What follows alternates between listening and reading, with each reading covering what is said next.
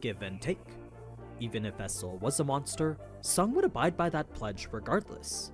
He did still consider it a waste to give up the XP of her and her clan, but the trade-off was the massive amount of time he'd save. He knew he'd spent way too much time on the 80th floor already. This man is insane. All he think about is leveling. He don't give a f. Like, he'll straight up slay you and your whole bloodline just to gain a level. But he if it's saving him time, he'll let you live. That man is crazy. This man is crazy. He straight up crash out. Cut content episode 8. I think this is the episode of the fight, bruh. This was the fight. This was the Baron fight. I'm a little scared. I'm scared to see like what is cut from this, because it's just gonna piss me off, bro. Like, let's get into it. We are on a one-stop train to Jeju Island, and there is absolutely nothing stopping it. Along with it comes the biggest change solo leveling will make, since the plan Japan has with South Korea differs massively depending on whether you're reading the novel, manhwa, or anime. I'm talking about an insane shift in narrative that borders on geopolitical warfare. Hold up. Sorry, guys.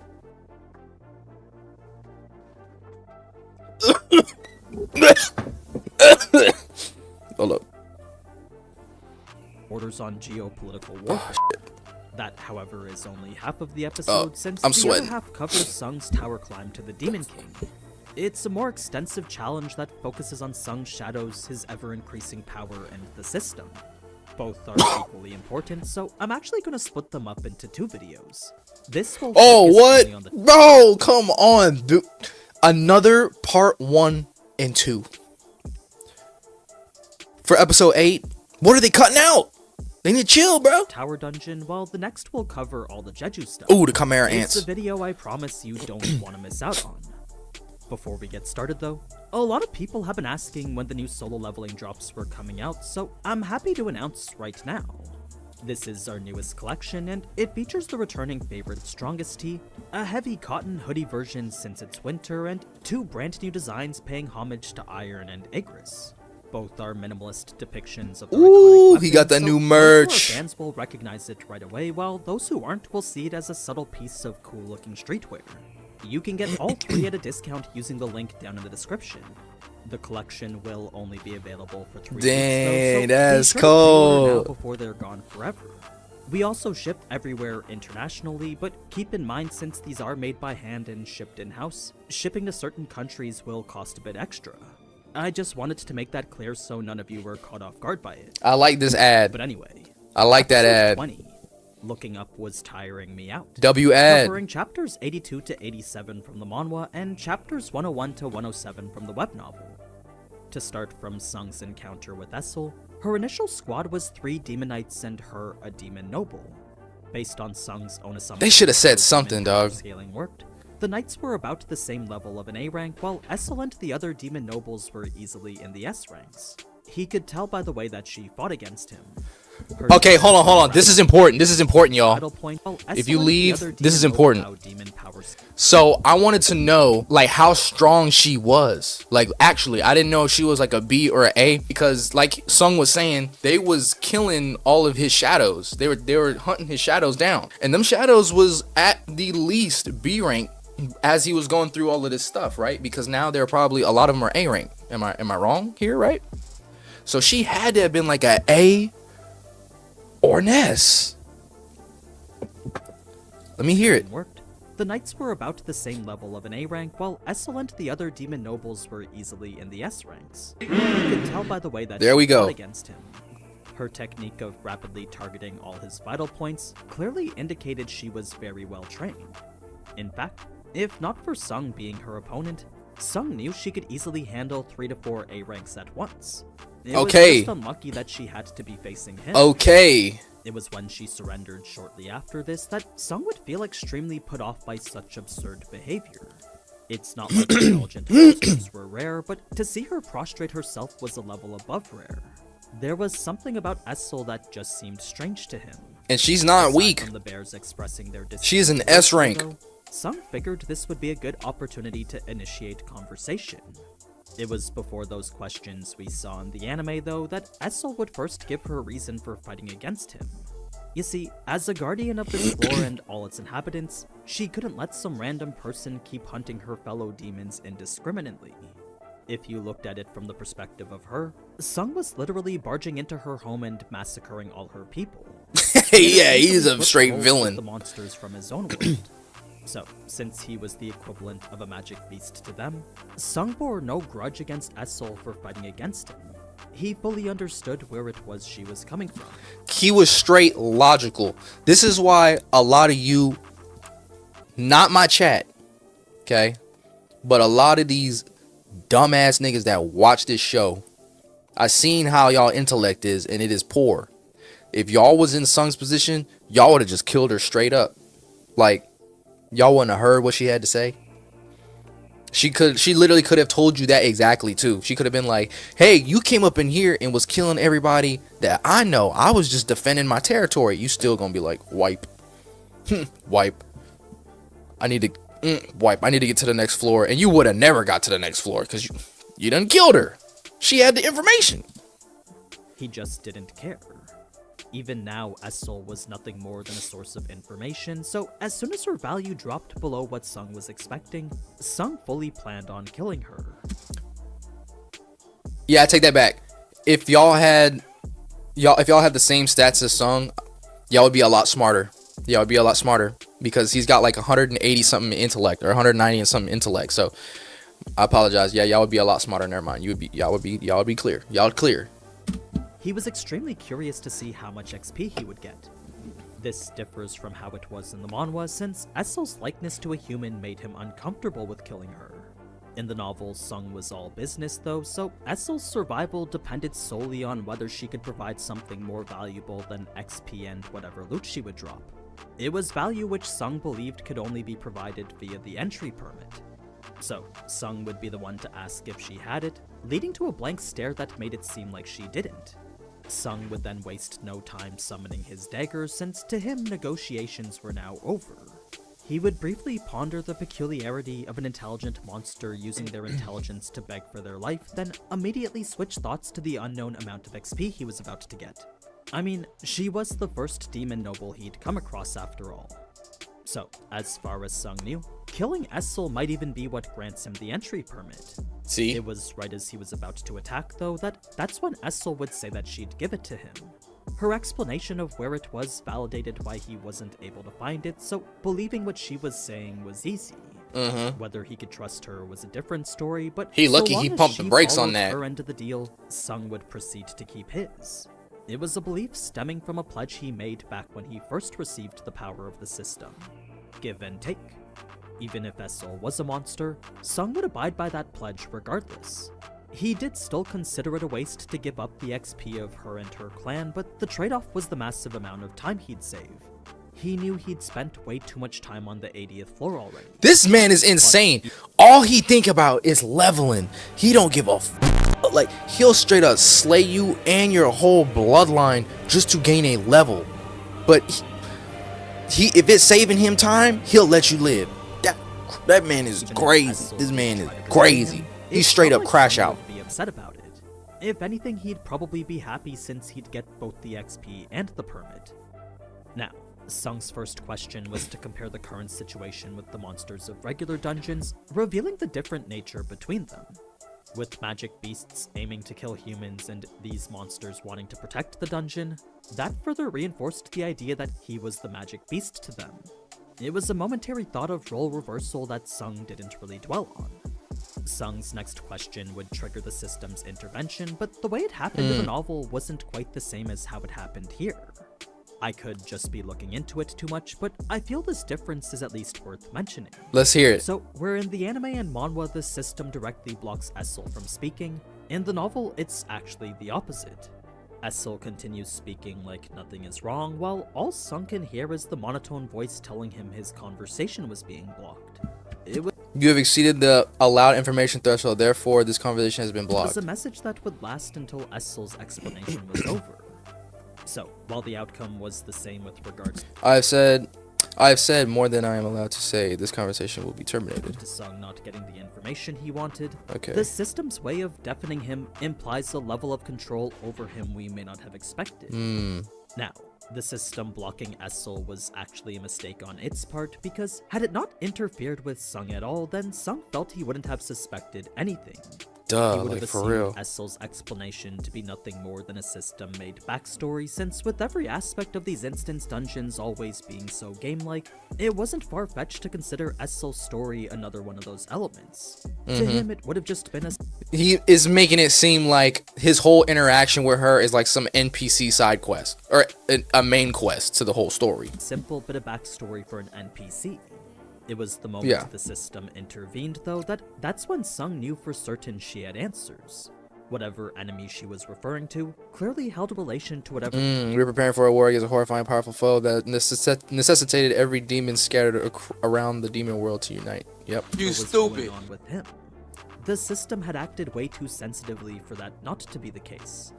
Either way, with the system exhibiting influence over Earth, these monsters, and even him, it was clear it had some sort of transcendental powers. Something Sung knew he needed to be wary of. Essel passing out couldn't be fixed by any of Sung's potions, so the wait for her had actually led to numerous battles. As it turns out, demons without intelligence often considered demons with intelligence as enemies. So, with Essel out in the open as easy prey, He was fine, many he was gaining demons had levels. tried to attack her. There was a whole pile of them right next to her when she woke up. Now, this next part is actually kind of a side thing, but it was common throughout all three mediums that Sung wouldn't know what personal space was. Why he getting so There close? would be times where he'd put his hands on her, and every time Sung would sense an increased heart rate. Because it was for nothing more than standing her up or guiding her forward, Sung would assume it was because she was scared. The manhwa and anime show it for what it really is. It's when we get to the Radaru Castle that Essel Boy, she beat boy. would have She committed fainted. the equivalent of the Trojan horse. That's what it in the is. realm. It was after her dad's justified reaction to it that he would quickly piece together this was the person who killed Vulcan and Metis. As trusted allies he was rather fond of, he was reminded of how sad he was when the news of their defeat first got to him. It's from this that Essel's dad knew he shouldn't fight, since to do so would require being ready to sacrifice everyone. That's right. Keep in mind, that wasn't due to the fact these demon nobles were weak. I mean, He each saw the was shadows, equivalent I remember to that. S rank. It's just that Sung was way stronger now. Plus, with the Radaru clan being the weakest out of All of them were the equivalent to an S rank, and this dude just stood there with 3 blades to his throat. And they were the equivalent to 3 S's. Bro, I'm telling you, Sung is like rank SS or triple S, bro. all of them, it was much easier to just believe Sung's words and avoid a fight altogether. That's when the dad would ask what else Sung wanted, fully expecting to hear something unreasonable. Reason being that after years of dealing with the demands of those who were stronger, not once were they ever fair. They were always made to insult both him and his people. So, to know this situation was likely the same, Essel's dad could only wait in frustration. It was when Sung asked for Essel herself that all the knights would gasp in astonishment. To see such peculiar reactions from those he considered monsters, well, that served to validate They was his outraged. story from before. He started to think perhaps there was some truth to what she said after all. It was once the whole guide thing was cleared up that's when Essel's dad would contemplate what all this really meant. Like, to him, Sung was essentially a calamity, and this calamity had just walked straight through their front door. He would think back to the day he first arrived here, and He coulda killed everybody, though. He knew the order they'd constantly been hearing was He just said, "Give me the preparing map." for something. They didn't key. know what it was, but just like how one would eat when they're hungry or sleep when they're tired, it was an impulse they felt the need to carry out instinctively. So, when the news of an invasion reached him all the way up here, immediately he knew this was what they needed to protect their land from. A subjugation force would eventually be sent out to deal with it, only to reveal these invading soldiers weren't as powerful as he thought. There were groups of soldiers harder than the others, but those just required a bit of preparation. Sure, victory wasn't guaranteed against any of them, but none of them seemed outright impossible.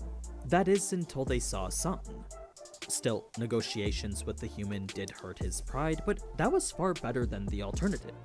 And yes, Yeah, you the could have entry died. permit was something Essel's dad was supposed to protect, but the cost of doing so was just too high. He knew Sung was far too powerful to even consider fighting. It was even with all his shadows being clearly visible to him that Essel's dad could tell this wasn't even all Sung was capable of.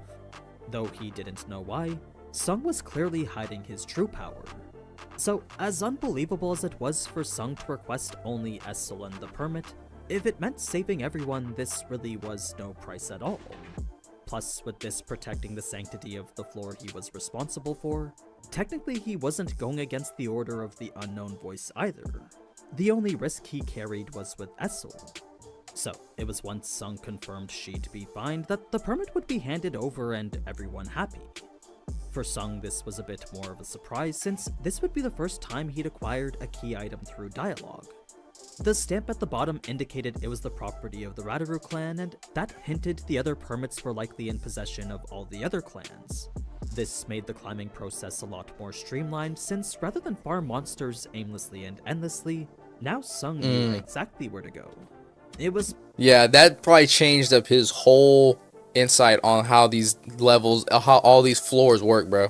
He's like, man, I wonder how many times I done wasted hours just slaying everybody just to find out that if he would have just found out one of them was an intelligent demon, he could have just got the little transcript or whatever, the little map. It's much better than waiting forever for a loot item to drop randomly and without notice. Yeah. It's then that Sung would want to leave immediately, but Essel's dad would insist he stay for a feast. Sung really wanted to keep going, but when he saw Essel's face and how it seemed like she wanted to stay, he decided to oblige since it was the courteous thing to do. He had also grown pretty sick of the stale bread and jerky the shop provided him. It was after all that Sung would make his way to the teleportation elevator, where Essel accompanying him would reveal the existence of a party system. Not only did this allow members to travel to the next floor with them, but it also shared his XP at a rate dependent on their level of contribution. Wow. Naturally, this made Sung more than a little bit worried, since to lose out on XP was quite literally the worst thing imaginable for him. That being... This, oh my god, this dude is so greedy when it comes to levels, bruh. But, you know, I can't knock it, man. He's like, man, all these levels is mine. I ain't sharing nothing if I'm doing all the work, bruh. I ain't giving you nothing. I ain't giving you shit, boy. Case, he made it crystal clear that under no circumstance should Essel ever intervene. Essel, of course, took this as Sung looking out for her, but really it was him this boy ensuring all the greedy. XP was his. That boy We greedy. know Essel's bag was intended to be gifts for negotiation, but Sung felt one exception was enough. Even though the other clans were civilized like hers, Sung had no intention of sparing any of them. So there would be a fairly descriptive scene of Sung going on a massacre, and when you consider how these demons were only protecting the place...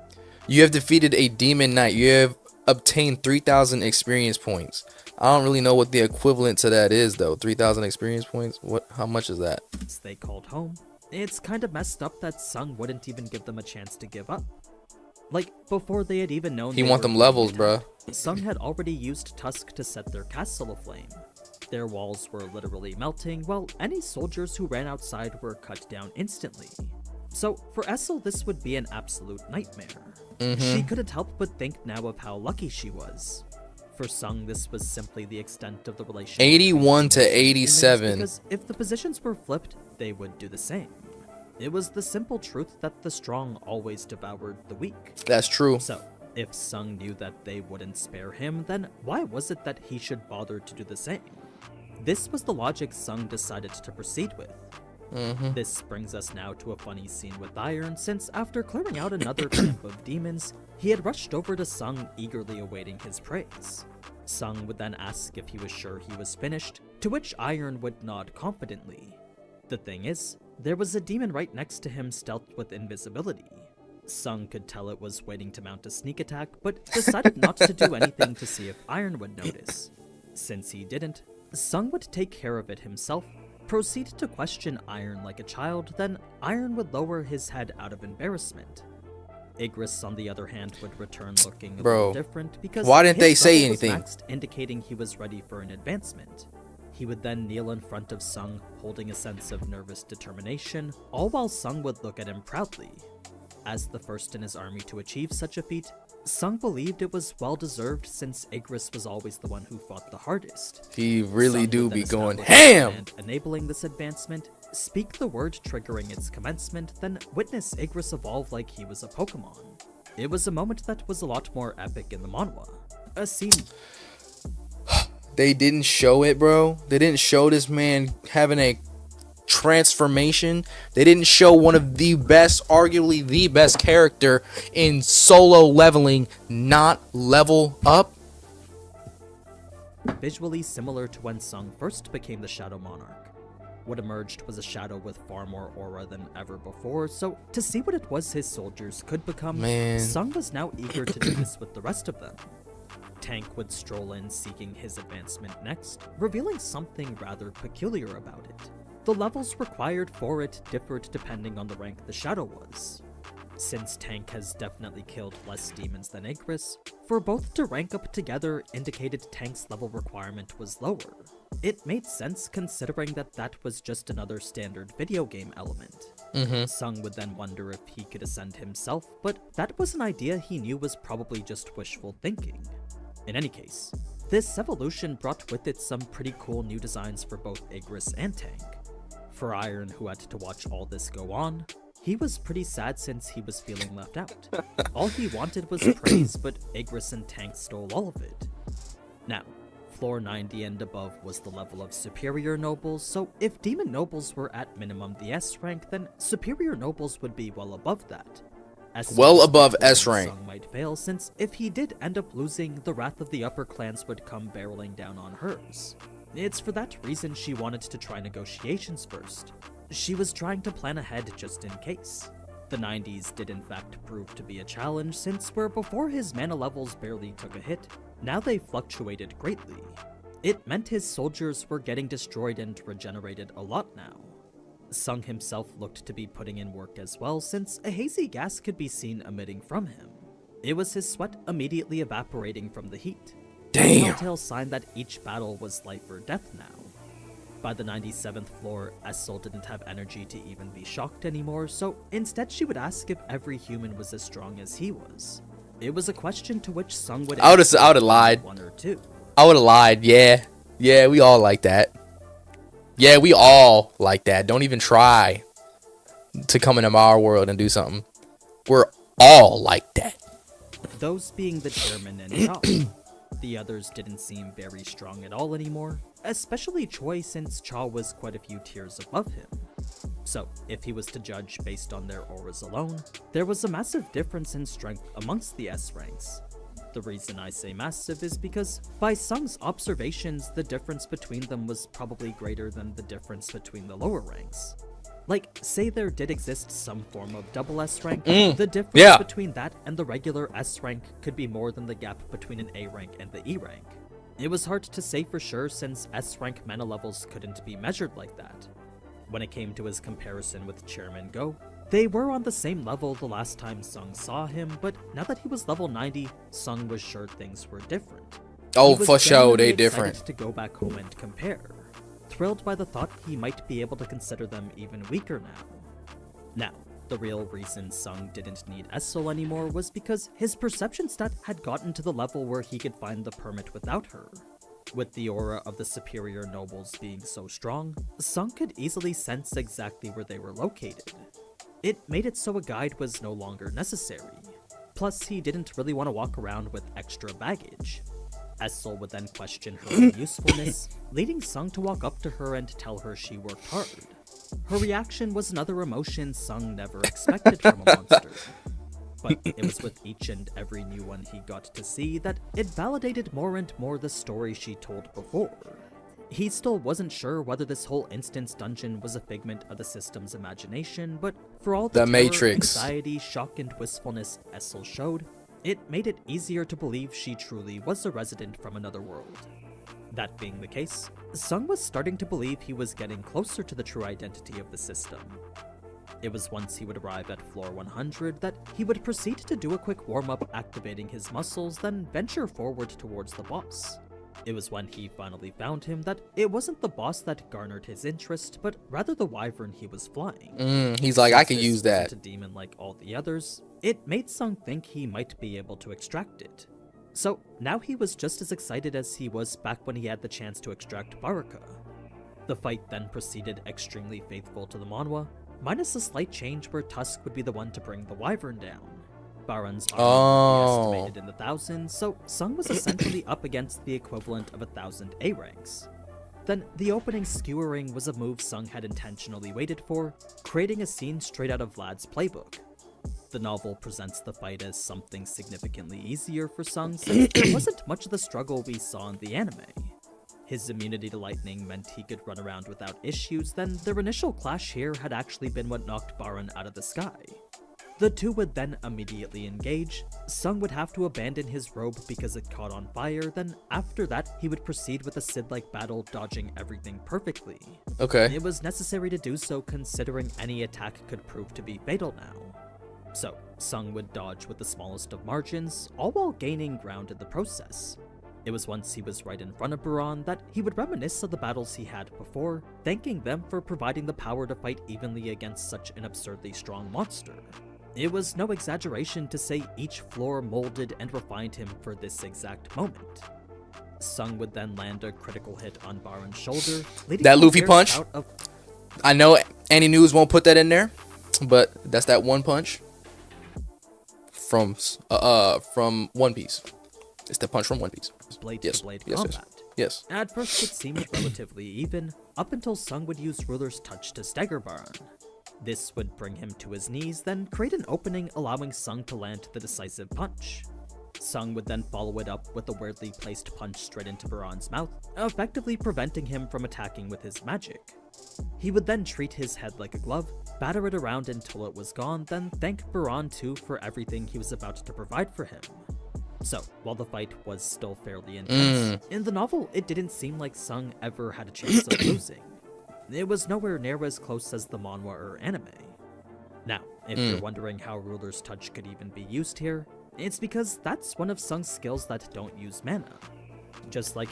So, let me get it straight. The anime and the manhwa didn't do justice to the novel. Got it. how shadow preservation allows you to summon shadows without mana as well, Ruler's Touch can be used with zero cost whatsoever. But yeah, that was the tower dungeon and Sung's fight against the Demon King. This was, however, only half the cut content, so if you want to see the crazy stuff regarding Jeju next, then be sure to subscribe since that video will be out soon.